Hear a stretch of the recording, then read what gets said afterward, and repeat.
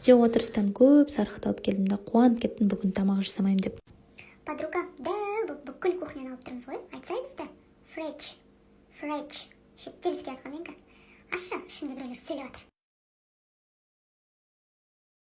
Қыста біраз абырой жинап алғансың ғой. Қымбатсың ғой қазір. Томатқа ұқсайды менің атым. Томейра. Логично ғой, жаттап алыңдар. Айтпа, жазда огородта пісіп тұрсақ та кеуіп кете береді ғой бізді. Кеукамба. Мен кеукамба. Мұнан бәрі не үшін жиналып қалған? Не вечеринка болайын деп жатыр, бізге айтпай. Ой, бұның бәрін қазір плотно турап тастайын деп тұрмын. Мен тұра берейінші, ешкімге тиіспеймін ғой, бұзылмайым да. Ей, кеукамба, қараш, арамызда біреу артық сияқты. Но не, сап-сары болып тұрмын.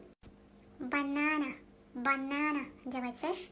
Ой, мыналар миымды ашып тастап, тез тураш бәрін. Айтпа, бір бастасам миды жеп қояды бұлар дедім де тез турап тастадым. Сөйтсем бір дауыс шығады. Wash the dishes, please. Ыдыстарды жуып тастасай бірінші. Тоқтай тұршы, нормально ужин ішіп алайықшы дедім да. Ойбай, азақ қаппыз ғой. Айтсай атымызды. Лемон. Чо там, мен естеріндемін ба? Жазыңдар комментарияға. Дым уайымдама, барлығы сені жаттап алды дедім да. Күйеуімді ужинға шақырдым.